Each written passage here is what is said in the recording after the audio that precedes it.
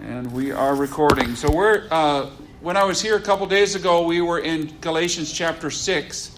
And when I got done, I realized that there was a few things in there that I kind of missed or didn't really flesh out as much as I wanted to. And so I was very grateful to have another opportunity to come to share with you.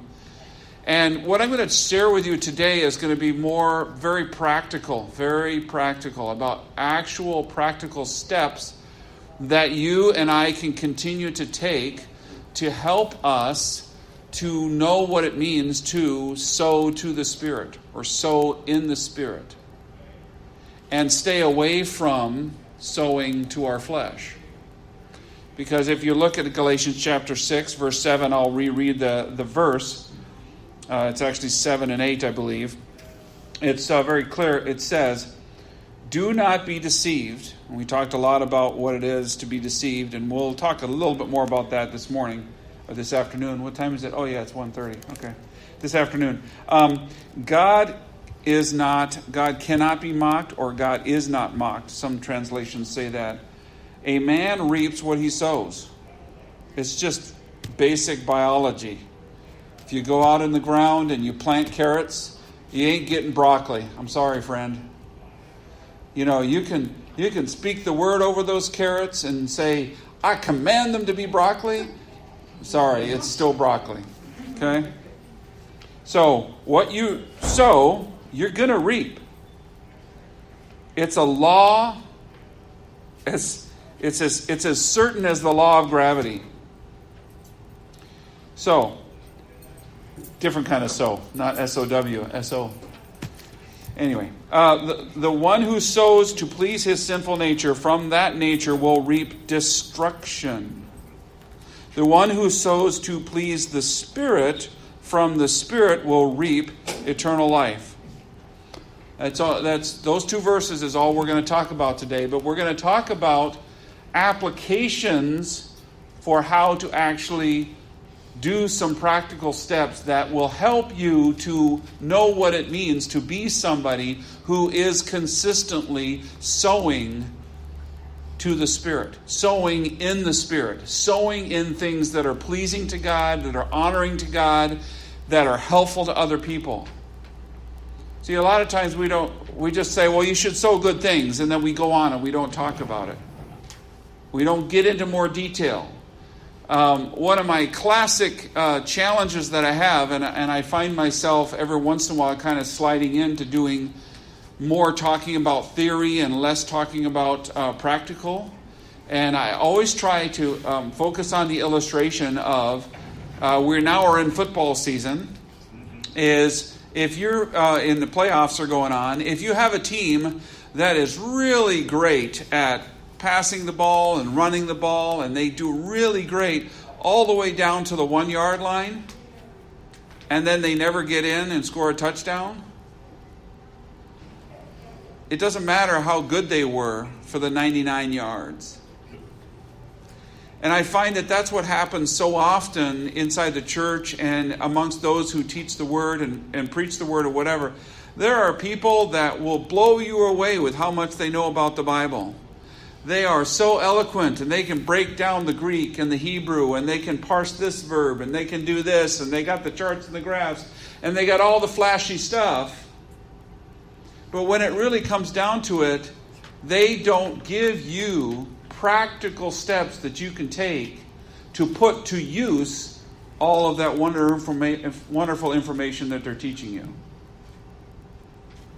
It's the difference between head knowledge and heart knowledge. It's the difference between, you've heard me say this before. I can't stand theory. I hate theory.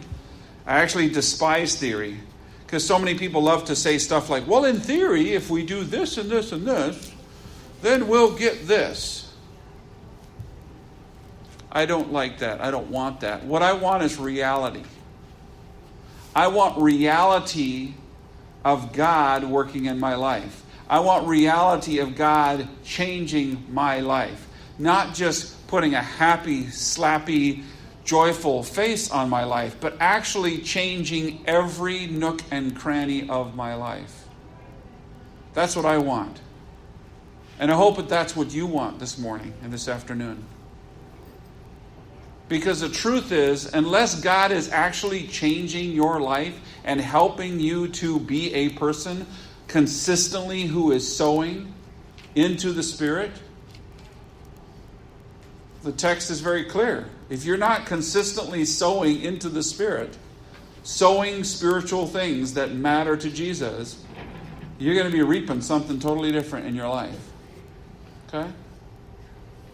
And it's very interesting also, this verse that's here is at the end of Galatians. It's in the final chapter. It's literally, I mean, you're so close to the end of the book. It's not, you're not there, but you can really see it from there. Let's put it that way.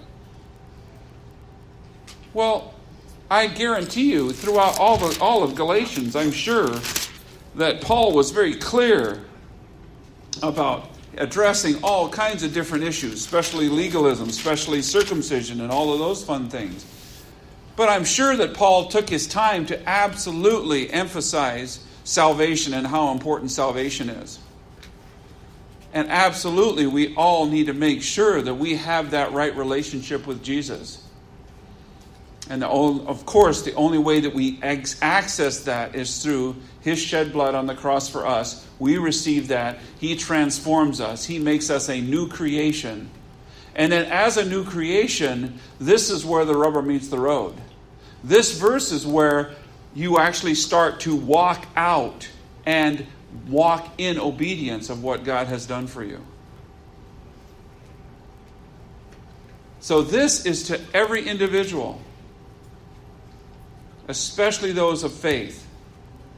But even, if you look at this verse about sowing to the Spirit, obviously the process by which somebody becomes a follower of Jesus is also sowing to the Spirit. Because you're saying, I've been putting all of my eggs in this basket over here. Okay, we've got basket B to my right. Let's call that the flesh. And all of your life, you've been putting eggs in that basket. And every time you put them over there, they got rotten. And all you got out of that basket was dirty, filthy, putrid junk. An unwise person says, you know what? I just need to find some shinier, better eggs. A wise person says that soil, or let's use soil since that's what we'll use soil as our illustration. You're putting this seed over in field B, and all you're getting out is weeds, right? How many here want to live on weeds? I don't think anybody raised their hand. So when the chef is working on this wonderful meal that he's going to be cooking for us, I call him chef because he's really good. But I guarantee you, even he can't make weeds taste good. I guarantee you he can't. Weeds just don't taste good. So if you've been sowing in that field and all you've been getting is weeds, so many people think, well, I just need different seed. I just need to be better at sowing the seed. And that's not the truth at all. What you need is different soil. If you put good seed, everybody who's been on the farm knows when you plant your crop, you don't put the same crops in the same field over and over again, because then what it does is it depletes the nutrients out of that soil, and eventually it's worthless. You have to rotate the way. So the good soil is kind of important. And that's exactly what Jesus is saying here. That's what Paul is saying. He's saying, don't focus on being really good at putting the seed in. A lot of people think, well, if I do a little dance and I act really stylish and then I put the seed in the ground, then it'll grow really nice. No. Doesn't matter how you get the seed in the ground, right? If you've got good soil and you've got good seed, if it gets down in that soil and it gets plenty of water, it's going to grow. It doesn't matter whether you threw it with your hand. Doesn't matter if you were like yelling and screaming at, you are working with your spouse, and the whole time you're planting the seed, you're yelling at each other because you're mad? The seed's still going to grow the same. You see, you got to have the right soil first. And the coolest thing is, if we understand that doing things the way that I have been doing is not working, that is the wisest thing that anybody ever could come to that conclusion of. See, so many people, they do the definition of insanity. Everybody knows the definition of insanity, right? You keep doing the same thing over and over again, and you expect different results. So many people are sowing to the flesh. They're sowing to what will make me feel good, what will make me feel important, what will make me feel excited. And that's where they're putting all of their effort, all of their concern. And you know what? It doesn't matter whether you've accepted Jesus as your Savior or not.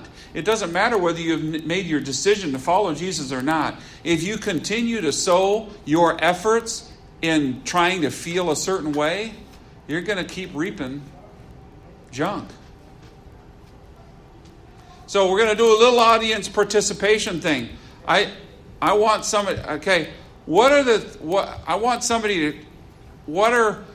can at least two people just yell it out? What's the biggest thing that you struggle with wanting to sow to?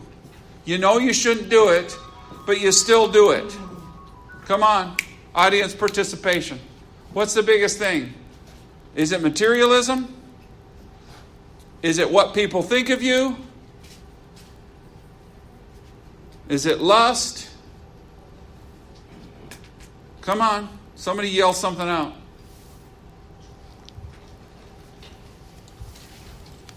Wow, now everybody's really quiet. Just don't spend money on an idiot shop. Not spending money.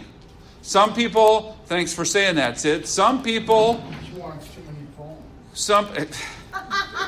so other people, so Sid just said something. Oh, I'm sorry, Sid, I didn't mean to blow your anonymity, but it's easy for us to talk about other people, right?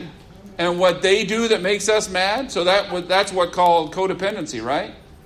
How many people do you know that their entire happiness is based on how the people they love are doing? Right? It happens all the time, right? That's sowing to the wrong place. There's all kinds of examples of this. So, are you going to sow in the right place? Are you going to be smart enough to be sick and tired enough that you want to change where you learn to sow? I hope you are. The Bible talks a lot about wisdom, and a lot of people think that wisdom is like this very distinguished and beard-stroking kind of, oh, he's a wise person. Look how wise he is. That's not wisdom.